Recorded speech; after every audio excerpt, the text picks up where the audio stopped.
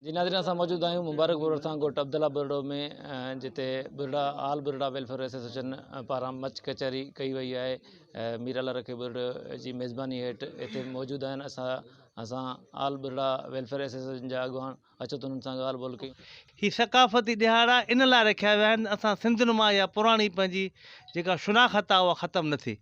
अजरक ऐं टोपी इहे ॿई पाए करे असां तमामु हिकिड़ो इंतिहाई फ़ख़ुरु महसूसु कंदा आहियूं त असां सिंधी आहियूं, छो त सिंध असांजो हिकिड़ो तारीख़ी हिकिड़ो मिसाल थी रखे त सिंधी माण्हू महिमान नवाज़ आहे ऐं असां सिंधी माण्हू इन्हनि ॾींहंनि खे बेहद इंतिहाई ख़ुशी सां था गुज़ारियूं।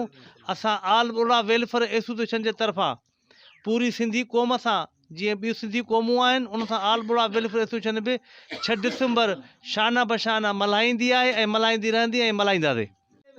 सभ खां पहिरीं त असां जेकम न्यूज़ वारनि जा शुक्रगुज़ार आहियूं जेके अॼु असांजे आल बुरड़ा वेलफेयर एसोसिएशन जेकबाद तरफ़ां ज़िले अॻुवान मोहतरम रखियल बुरड़ो साहब तरफ़ां आल बुरड़ा वेलफेयर एसोसिएशन जी मरकज़ी क़यादत जे हिदायत ते सिंध जी सकाफ़त जे ॾियारे जे हवाले सां पंहिंजे ॻोठ में मच कचहरी जो प्रोग्राम रखियो आहे ऐं मुख़्तलिफ़ सुघड़नि शाइरनि ऐं बीन वॼाए करे उन पंहिंजे हर कंहिं पंहिंजी कला जो रंग ॾेखारियो आहे।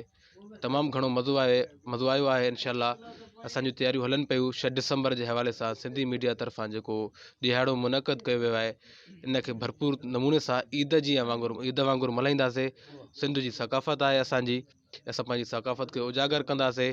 स्कूलनि में, घरनि में, ओताकुनि खे असां कोशिशि कंदा आहियूं त 12 ई महीना सिंध जी सकाफ़त, छो त इंसान जो लिबास उन जी सकाफ़त जी पहचान करींदो आहे। सिंधी मीडिया जे तरफ़ां हर साल जेको ही ॾींहुं मल्हायो थो वञे सिंधी सकाफ़त जे हवाले सां, अॼु ॾाढी ख़ुशी थी सिंध जी तहज़ीब कल्चर, पुराणे तहज़ीब ऐं कल्चर खे ॾिसी करे। असां ॿुधंदा हुआसीं, किताबनि में पढ़ंदा हुआसीं सिंध जी तहज़ीब ऐं कल्चर जे बारे में, पर हक़ीक़त इहा आहे त जॾहिं असांखे इहा ख़बर तॾहिं पई त पुराणे दौर जे अंदरि ओताकुनि जे अंदरि छा थींदो हुयो, कचहरियूं कीअं थींदियूं हुयूं, इहो सिंधी माण्हुनि खां, सिंधी नौजवाननि खां इहे शयूं विसरी चुकियूं। जॾहिं खां ही कल्चरल डे मल्हाइणु शुरू थियो आहे उन में असांखे ख़बर पई आहे, नौजवान नस्ल खे इहा ख़बर पई आहे त असांजा वॾड़ा कीअं कचहरियूं कंदा, कीअं सुघड़नि जूं महफ़िलूं थींदियूं हुयूं, कीअं ॾोर ऐं बेत ॾींदा हुया। बहरहाल 6 डिसंबर ते गॾिजी करे असां आल बुरड़ा वेलफेयर एसोसिएशन जे तरफ़ां सिंध जे हर शहर जे अंदरि जिथे जिथे बुरड़ा बिरादरी रहे पई पई उन्हनि सां गॾिजी करे इहो ॾींहुं मल्हाईंदासीं। जो असां वटि प्रोग्राम आल बुरड़ा वेलफेयर एसोसिएशन तरफ़ां आहे, जीअं त असांजा काफ़ी ज़िलनि खां दोस्त आया आहिनि और जेका न्यूज़ वारनि जी वॾी महिरबानी असांखे कवरेज ॾिनऊं। 6 डिसंबर ते असीं मुकमिल बिरादरी सां गॾु उन सां गॾु आहियूं, भरपूर नमूने सां एकता ईद जो ॾींहुं मल्हाईंदासीं।